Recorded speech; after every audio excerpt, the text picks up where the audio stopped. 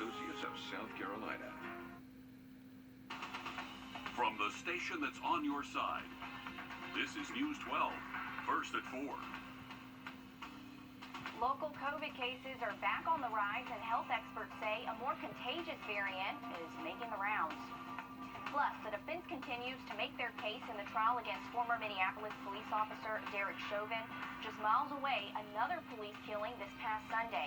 Now that officer is behind bars. But first, Brooklyn Center police officer Kim Potter is charged with second-degree manslaughter after authorities say she shot and killed a black man during a traffic stop in a Minneapolis suburb.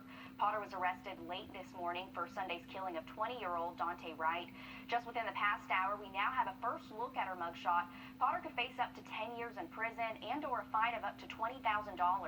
This comes after a third night of protest in Brooklyn Center, the city where Wright was killed. Officers used pepper spray and fired flash bombs at protesters who hurled water bottles and other projectiles at officers in riot gear.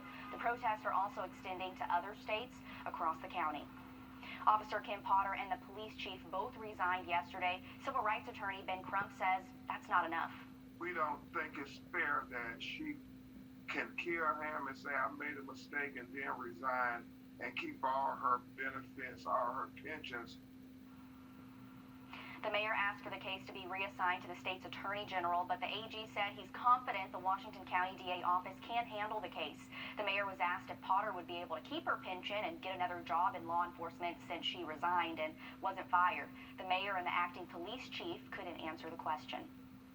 With more people getting their vaccine, more people are also easing up on COVID restrictions. As Brady Shrapnel reports, it's causing us here at home to see more cases than we've seen in a while. AU Health says the overall positivity rate across our community is rising for COVID-19 cases, but they're seeing one specific strain more than any other, and that's the UK variant. AU Health says the UK variant is the strain of COVID-19 that's now as prevalent as the original. It's more infectious and easier to spread. Health officials, especially locally, are seeing younger patients impacted by the UK variant. In fact, some are hospitalized at AU right now. Overall, AU's testing positivity rate is up to 7 or 8%. At MedNow, it's up to 5%, and Dr. Mark Newton says that's likely because of all the people in from out of town. But AU Health says these numbers are concerning and need to be watched. It is a definite increase in the number of cases.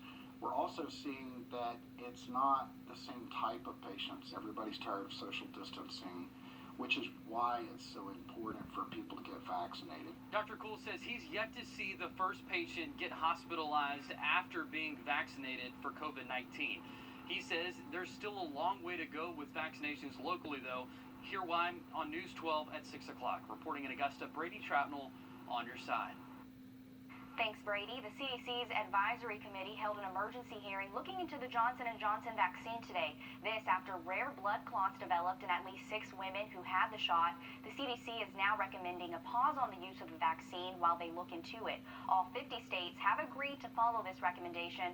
Federal officials say this pause should not have a major impact on getting shots into arms. I want to be clear that this announcement will not have a significant impact on our vaccination program.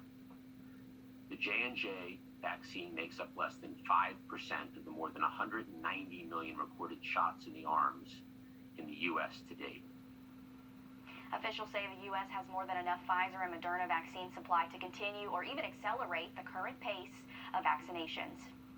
Good news from the Moderna vaccine. It's still highly effective 6 months after the second shot. That's according to new data from their phase 3 trial. The company says the vaccine was more than 90% effective at protecting against COVID-19 roughly 6 months after the second dose. It was also more than 95% effective against severe disease.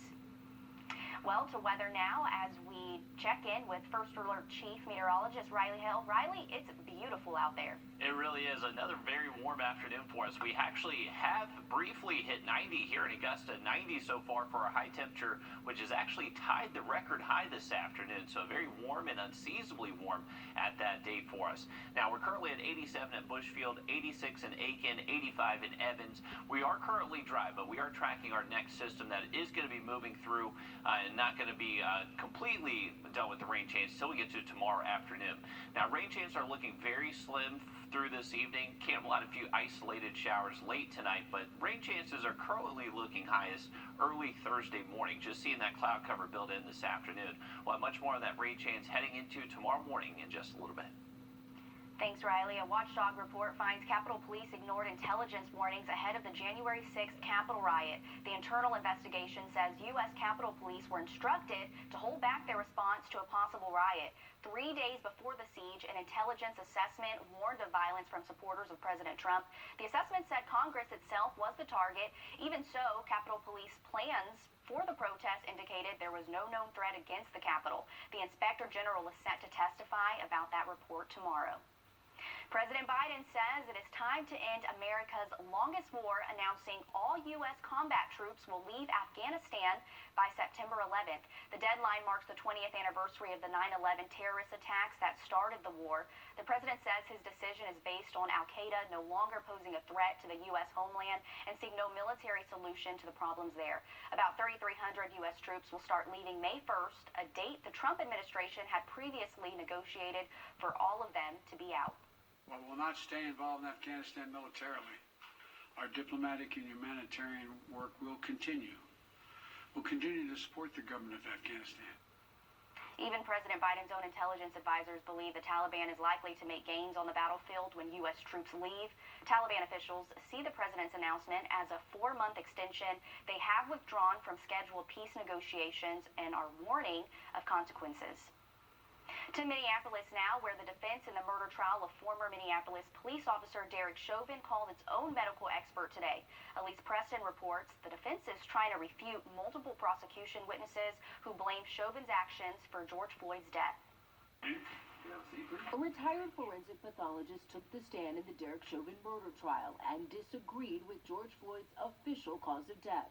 Mr. Floyd died of a cardiac arrhythmia due to hypertensive atherosclerotic cardiovascular disease during the restraint. Dr. David Fowler listed the drugs in Floyd's system, as well as potential carbon monoxide poisoning from the vehicle exhaust, as contributing factors. He was also questioned about how much pressure Chauvin's knee put on Floyd's body. Is it your opinion that Mr. Chauvin's knee in any way impacted the structures of Mr. Floyd's neck? No, it did not. None of the vital structures. The defense needs just one juror to doubt multiple prosecution witnesses who blame Floyd's death on low oxygen levels caused by how the former Minneapolis police officer held him down. Also Wednesday, Maurice Hall, who was in the car with Floyd before the arrest, told the judge he would invoke his Fifth Amendment right against self-incrimination if called to testify. I'm fearful of criminal charges going forward. His lawyer says any questions about the incident puts him in legal jeopardy. If Mr. Hall puts himself in that car, he exposes himself to constructive possession charges of the drugs that were found in that car. The day began with a defense motion to acquit Chauvin, claiming prosecutors did not prove its case. The judge denied it. Elise Preston, CBS News, New York. The judge said he expects closing arguments to begin next week. Infamous Ponzi schemer Bernie Madoff is dead at the age of 82. He died this morning at the Federal Medical Center in a North Carolina prison. Madoff was serving a 150-year sentence for a $20 billion Ponzi scheme, the largest financial fraud in history. Last year, he petitioned the court for an early release, saying he had terminal kidney failure. His request was denied because of the scope of his crime. A source says he died of natural causes. Masters champion Hideki Matsuyama says he's aiming for gold in the Tokyo Olympics this summer. He appeared in an online press conference today. He says during the final round of the Masters, he just concentrated on doing his best. Meanwhile, a golf shop in Tokyo says the ball model Matsuyama uses is selling nearly twice as much as it did before his victory. This year's RBC Heritage kicking off this week on Hilton Head Island. You hear it there at the opening ceremony yesterday afternoon. defending champion Webb Simpson hit the ball into the sound while the ceremonial cannon was fired. A smaller ceremony than normal, but still an important part of the week. Aiken native Kevin Kissner missed the cut here in Augusta. He says he played 27 holes in Aiken on Sunday and drove to Hilton Head Monday. So far, he's pleased with the course conditions. It's already pretty firm, and the greens are quick. It's going to be a great week. If we don't get a lot of rain, I think they can progress the conditions to play more difficult than we've seen in years past. The gates open for a limited number of fans starting today. Tickets are sold out, but they only sold 20% of what they normally would sell. Meanwhile, players prepare to tee off tomorrow. Some last thoughts from Congressman John Lewis are on their... And if you get groceries in the Somerville area, you have an extra option as of today. The Food Lion on Wrightsboro Road is now open across from Daniel Field. That's where the Bi-Lo used to be. It's open every day from 7 in the morning to 11 o'clock at night. So another place to go shop if you need it.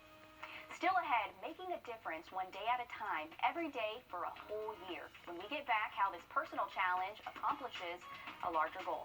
Riley. And we are keeping an eye on our next approaching rainmaker. Rain already approaching Metro Atlanta. We'll have a look at when we're expecting to rain here coming up.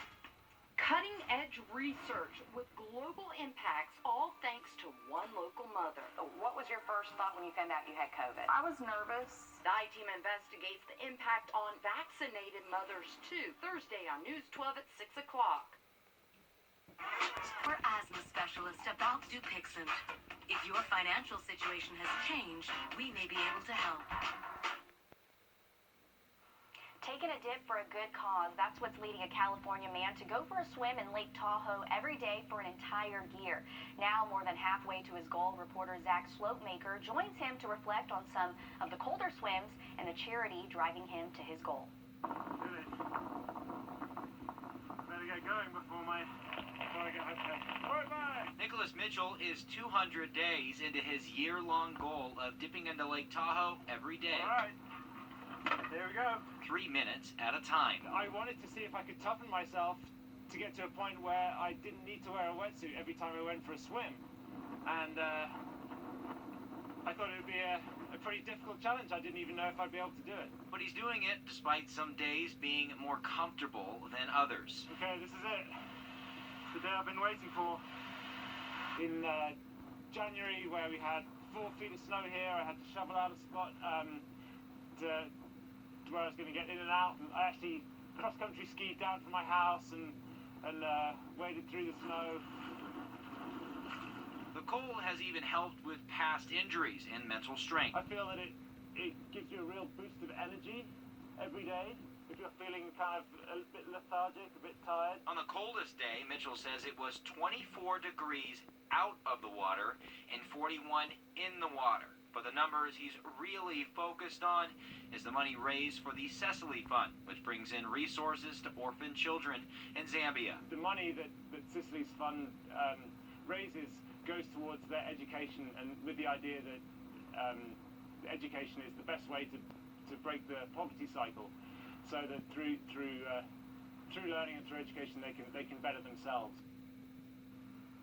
Neat thing there. Mitchell usually stays in the water for about 3 minutes each day. Even though the weather is getting a bit warmer, the lake stays cold with an average yearly temperature hovering around 43 degrees. And geez, that is still pretty cold. I don't know about that, but hey, it's all for a good cause, and he's a brave man. You can definitely see that. Most definitely. That is some very cold water right there. So you definitely got to be a brave person for that. But hats off to him. Definitely a great cause there.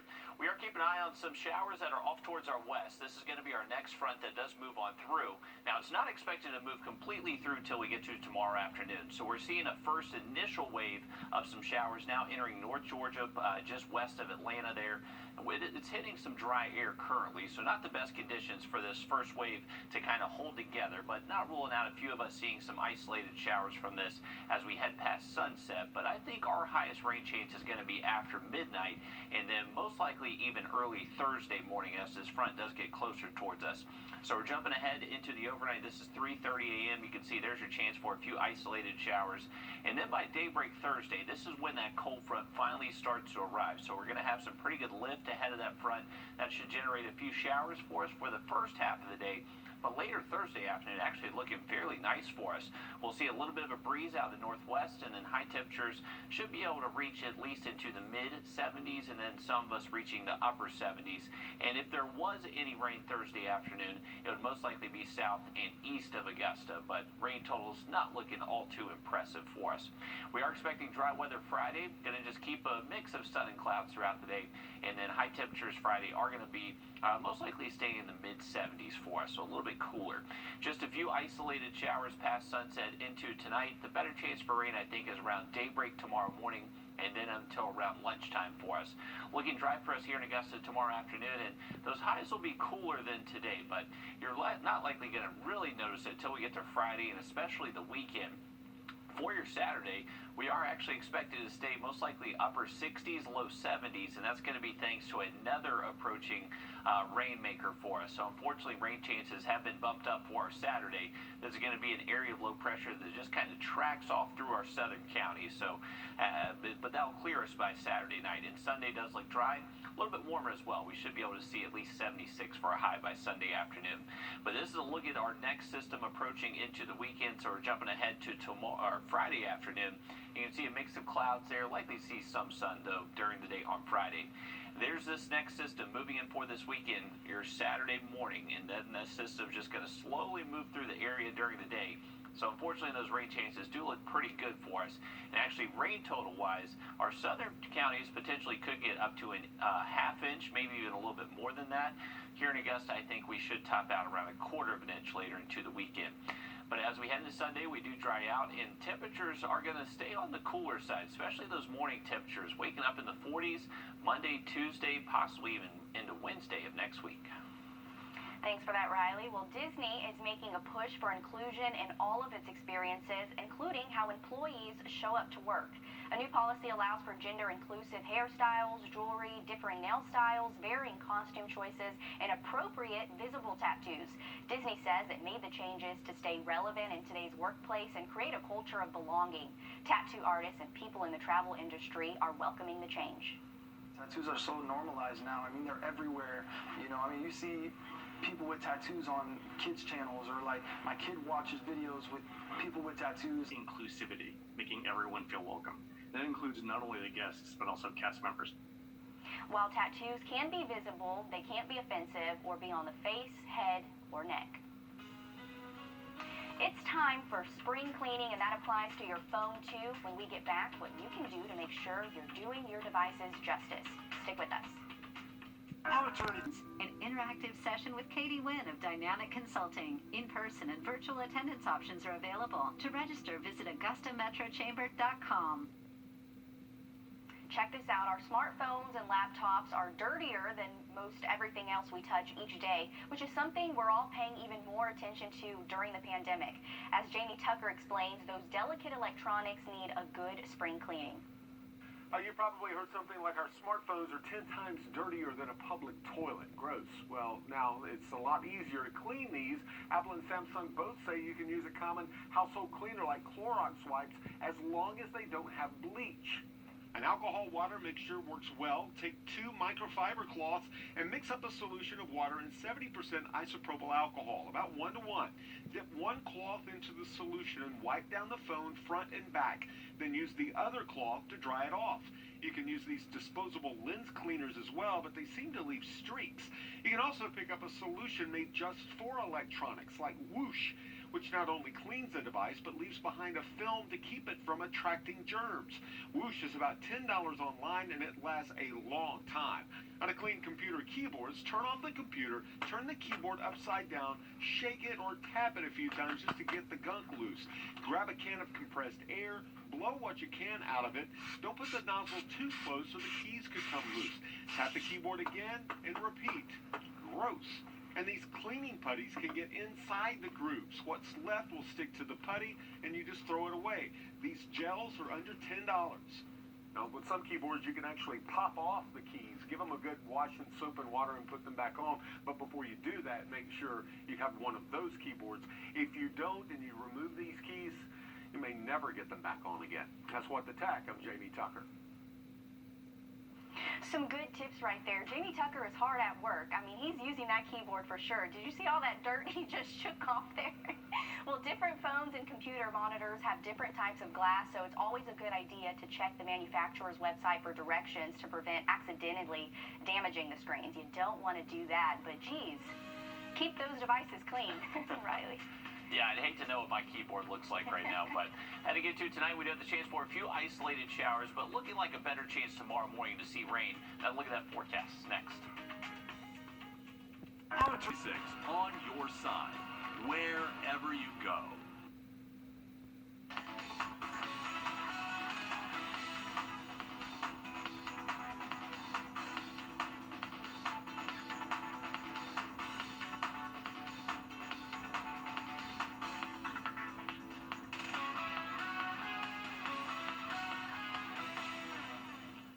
Well, here's a current look at Doppler Max radar. We are tracking some showers now moving towards Atlanta. That is not expected to be a huge issue for us. If it does hold together, just a few isolated showers around sunset for us. I'm anticipating our higher rain chances will most likely hold out until we get to tomorrow morning. So the first half of your Thursday, we are expecting scattered showers, staying dry Friday, and then another round of showers is anticipated by Saturday. Now, as far as how much rain we could see through this evening and to tonight, just expecting a few hundredths of an inch for most of us. Could see a little bit heavier rain by Saturday. Thanks so much, Riley. We'll have more news and weather straight ahead after a quick break on First at 4. Stick with us.